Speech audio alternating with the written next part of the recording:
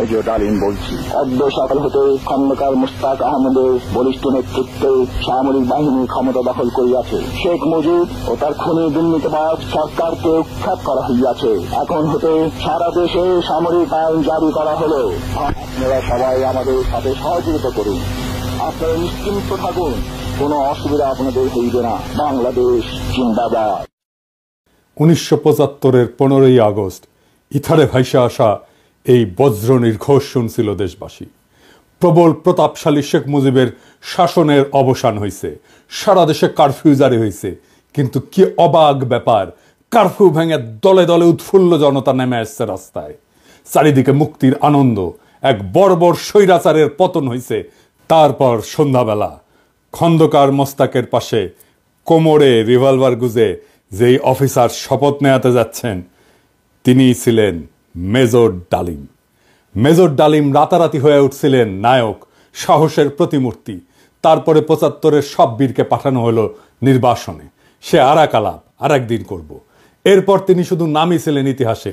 ওনার সাথে আমার প্রথম যোগাযোগ হয় 2019-এ প্যারিসে আসার পরে। ওনার সাথে চ্যাটিং হতো। ওনার একটা ফেবু আইডি ছিল ফ্যালকন আইজ নামে। নানা বিষয় আলাপ হইতো, ব্যাপক পড়াশোনায় ভদ্রলোকের। আমার সাথে ফোনে বা ভিডিওতে কখনো কথা হয়নি, তবে আমার ঘনিষ্ঠ সার্কেলের অনেকের সাথেই নিয়মিত কথা হইতো। আমি কথা বলতে চাইছিলাম, উত্তরে বলছিলেন বলবো সময় হইলেই।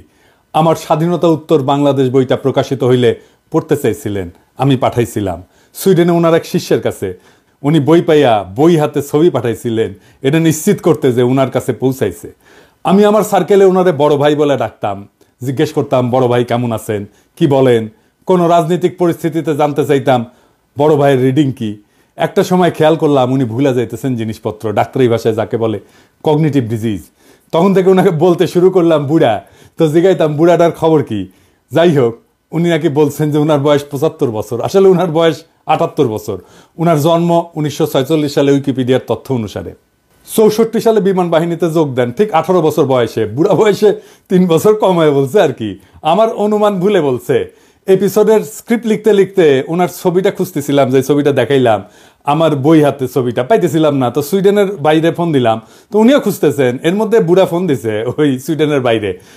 তো উনি যখন জানলেন যে আমি লাইনে আছি, উনি স্পিকারে দিলেন, আমি শুনতেছি। উনি বলতেছেন, আমাদের দুইজনকে স্পিকারে দিলেন। উনি জিজ্ঞেস করলেন পিনাকি কি দেখছে আমার লাইভ। আমি বললাম হ দেখছি বড় ভাই। তো সুইডেনের বড় ভাই ওনারা বলতেছেন, আপনি পিনাকির বই হাতে একটা ছবি তুলছিলেন না, আছে ওইটা। আমি শুনতেছি। তো বুড়া বলতেছে, পিনাকি বই লিখছে নাকি? কই, আমি তো দেখি নাই। তো রিসেন্ট মেমোরি নাই হয়ে যাইতেছে, আর্লি সাইন অফ আলঝেইমার্স। যাই হোক, বুড়া আমাদের মাঝে আরো অনেকদিন বাইচা থাকেন। ওনার লাইভ এপিসোড করছে ইলিয়াস। এইটাই সম্ভবত বাংলাদেশের মানুষের সর্বোচ্চ দেখা লাইভ। ইউটিউবে একসঙ্গে সর্বাধিক সংখ্যক দর্শকের লাইভ স্ট্রিমের রেকর্ডটা 8 মিলিয়ন। তবে এইটা বাংলা ইউটিউবের সর্বোচ্চ, এটা নিঃসন্দেহ। এবং আমার মনে হয় এই রেকর্ড আর কেউ কখনো ভাঙতে পারবে না। এইবার আসেন এপিসোডের প্রসঙ্গে। বাম, আওয়ামী লীগ আর প্রগতিশীল বিএনপির পুচ্ছে আগুন লাগিয়েছে একই সাথে। যাই হোক, আমি সবগুলা আগুন নিয়ে আজকে কথা বলবো না, কয়েকটা আগুন নিয়ে কথা বলি। প্রথম অভিযোগ কি, মেজর ডালিম নাকি খুনি। আসলে কি মেজর ডালিম খুনি? আসলে না, খুঁজে দেখি। বিপ্লবী এবং সৈনিকদের খুনি বলা যায় না, কারণ তাদের কর্মকাণ্ড এবং উদ্দেশ্য সাধারণ অপরাধীর সাথে তুলনা করা যায় না। আদালত যখন প্রাণ নেয় সেটাকে খুন বলা যায়? একজন সৈনিক যখন দেশের শত্রুকে হত্যা করে সেটাকে অপরাধমূলক কাজ? একজন নারী যখন তার ধর্ষককে হত্যা করে ফেলে ধর্ষণের সময়, সেটাকে অপরাধ না? সেটা না। কেন না? এর কয়েকটা কারণ আছে, বুঝে দেখি। 1 নম্বর কারণ, নৈতিক পার্থক্য, মোরাল জাস্টিফিকেশন। বিপ্লবীরা সাধারণত বিদ্যমান শাসন ব্যবস্থার অন্যায় বা নিপীড়নের বিরুদ্ধে সংগ্রাম করে। তাদের কর্মকাণ্ড একটা বৃহত্তর সামাজিক এবং রাজনৈতিক পরিবর্তনের উদ্দেশ্যে পরিচালিত হয়, বৃহত্তর স্বার্থে। নৈতিক দৃষ্টিকোণ থেকে এটা ন্যায় যুদ্ধ, জাস্ট ওয়ার, এই ধারণার সাথে সম্পর্কিত। সৈনিকেরাও একটা প্রতিষ্ঠিত রাষ্ট্র বা আদর্শ রক্ষার জন্য কর্তব্য পালন করেন। 2 নাম্বার, উদ্দেশ্যের মাহাত্ম্য। এটাকে ইংরেজিতে বলে এন্ডস ভার্সেস মিনস। বিপ্লবী বা সৈনিকদের কর্মকাণ্ডের উদ্দেশ্য ব্যক্তিগত স্বার্থ না, বরং এটা বৃহত্তর সমাজ জাতির জন্য। দার্শনিক ইমানুয়েল কান্ট বা জন স্টুয়ার্ট মিলের মতবাদে উদ্দেশ্যের গুরুত্ব এবং প্রভাব নিয়ে আলোচনা আছে। মিলের উপযোগবাদ বলে একটা তত্ত্ব আছে। এটা অনুযায়ী যদি একটা কর্ম বৃহত্তর জনগণের কল্যাণে হয় তবে সেটা নৈতিকভাবে গ্রহণযোগ্য। 3 নাম্বার সমাজের দৃষ্টিভঙ্গি বা পারসেপশন বাই সোসাইটি। সমাজ সাধারণত সৈনিকদের রক্ষক এবং বিপ্লবীদের ন্যায়ের প্রতীক হিসাবে দেখে। সময়ের সঙ্গে অনেক বিপ্লবীকে নায়ক হিসেবে স্বীকৃতি দেওয়া হয়। এটার আইনি ব্যাখ্যাও আছে। 1 নম্বর হইতেছে যে লেজিটিমেসি অফ অ্যাকশন, মানে রাষ্ট্রীয় বৈধতা। সৈনিকদের কর্মকাণ্ড রাষ্ট্রীয় আদেশের আওতায় ঘটে। আন্তর্জাতিক আইন অনুযায়ী যুদ্ধ বা প্রতিরক্ষায় হত্যা বৈধ, যদি তা যুদ্ধের আইন মেনে চলে। 2 নম্বর হচ্ছে রাজনৈতিক লড়াই বনাম অপরাধ, পলিটিক্যাল স্ট্রাগল ভার্সেস ক্রাইম। বিপ্লবীরা সবসময় বিদ্যমান আইন ভঙ্গ করে। বিপ্লব বা অভ্যুত্থান বিদ্যমান আইনের উপরে। সেই জন্যে বিপ্লবীদের কর্মকাণ্ডকে অপরাধ হিসেবে বিবেচনা করা যায় না, কারণ আইন এটা সংজ্ঞায়িত করে বা ডিফাইন করে অপরাধ, আর বিপ্লব এটার উপরে। তা উপরে থেকে এই অপরাধের ডেফিনেশন তো বিপ্লব গ্রহণ করবে না। জুলাই বিপ্লবে পুলিশ নিহত হয়েছিল, মারা গেছিল, মেরে ফেলা হয়েছিল, এটা অপরাধমূলক কাজ না, এটা বিপ্লবী সহিংসতা।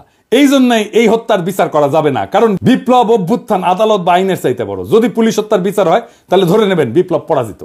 15ই আগস্টের বিপ্লব পরাজিত হয়েছিল জন্যই আগস্ট বিপ্লবের নায়কদের বিচার এবং ফাঁসি হয়েছিল। 3 নম্বরে হইতেছে যে ইচ্ছাকৃত হত্যা বনাম কর্তব্য, ইন্টেনশনাল কিলিং ভার্সেস ডিউটি। সাধারণ অপরাধী ব্যক্তিগত স্বার্থে হত্যা করে, অন্যদিকে সৈনিকেরা যুদ্ধক্ষেত্রে এবং বিপ্লবীরা সামাজিক রাজনৈতিক কাঠামো এবং বিদ্যমান ব্যবস্থা বদলের উদ্দেশ্যে কাজ করে এবং এর ক্ষেত্রে বিপ্লবী সহিংসতা হয়। এইটা তাদের কাজকে ইচ্ছাকৃত হত্যাকাণ্ড থেকে আলাদা করে। সেই জন্যই তাদের কাজগুলোকে ইচ্ছাকৃত হত্যাকাণ্ড থেকে আলাদা হয়ে যায়। শেখ মুজিবকে কেউ খুন করেনি, সে অভ্যুত্থানে নিহত। তার পরিবারের সদস্যদের কেউ খুন করেনি, তারাও অভ্যুত্থানে নিহত। দ্বিতীয় অভিযোগ হচ্ছে মেজর ডালিম শিশু হত্যা করেছে। আবার ইন্টারেস্টিংলি কৌতুকপ্রদভাবে এটা আইসিছে বামেদের কাছ থেকে। হ্যাঁ, মেজর ডালিম কি শিশু হত্যা করেছে?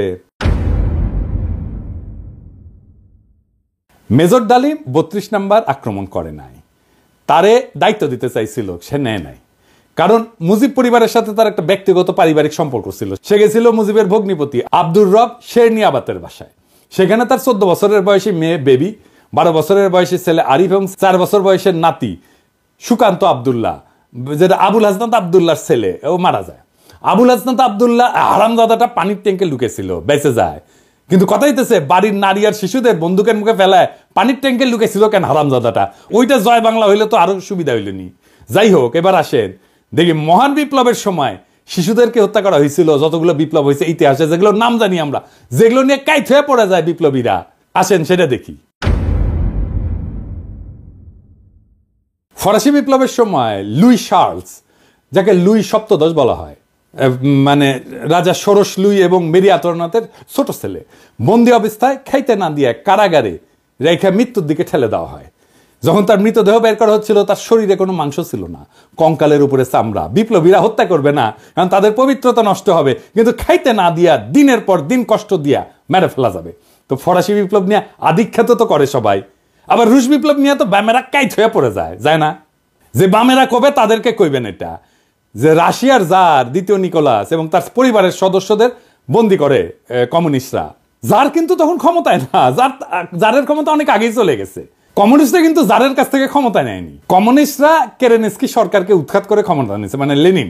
ক্ষমতা নেওয়ার পরে 18 সালের 17 জুলাই একসাথে হত্যা করে এই জারের পরিবারকে, তার স্ত্রী আলেকজান্দ্রা এবং তাদের 5 সন্তান, অলগা, তাতিয়ানা, মারিয়া, আনাস্তাসিয়া এবং অ্যালেক্সি। লেনিন মনে করছিল জারের পরিবার যদি বাইসে থাকে তাহলে তারা রাজতন্ত্র পুনরুদ্ধারের জন্য কাজ করতে পারে। এই জন্য পুরা পরিবারকে হত্যা করার সিদ্ধান্ত নেওয়া হয়। পরিবারের সকল সদস্যদেরকে কমিউনিস্ট বিপ্লবীরা গুলি করে হত্যা করে। পরে তাদের মৃতদেহ অ্যাসিড দিয়ে বিকৃত করে মাটিতে পুঁতে ফেলা হয়। এর মধ্যে আনাস্তাসিয়া নিকোলায়েভনার এর বয়স ছিল 17 বছর, আর অ্যালেক্সি নিকোলায়েভিচের বয়স ছিল মাত্র 13 বছর। দুই ক্ষেত্রেই প্ল্যান করে মারা হয়েছে। অনেক পরে 15ই আগস্টে শিশুরা মারা গেছে কোল্যাটারাল ড্যামেজে, প্ল্যান করা হয়নি যে শিশুদের মারা হবে। এখন আমরা যদি বলি মেজর ডালিমেরা তো শিখেছে ফরাসি আর রুশ বিপ্লব থেকে, উত্তর আছে আগে বামেরা লেনিনের বিচার করুক, ফ্রেঞ্চ রেভলিউশনের বিপ্লবীদের বিচার করুক, জবাব আনুক, আমরা তারপরে জবাব দেব। এখন অনেকের মনে প্রশ্ন এসছে যে মেজর ডালিম কি তাহলে দেশে ফিরবেন বা ফিরতে পারবেন? আমাকে সুইডেনের ভাই, বড় ভাই, যিনি মেজর ডালিমের শিষ্য, উনি বলছেন ওনারে তো দেশে আনা দরকার, উনি অবশ্যই দেশে আসবেন। আমরা নতুন সংবিধান লিখলে 15ই আগস্টকে বিপ্লবী অভ্যুত্থানের মর্যাদা দেব। আগের রায় বিচার সবকিছু ইনভ্যালিড হয়ে যাবে।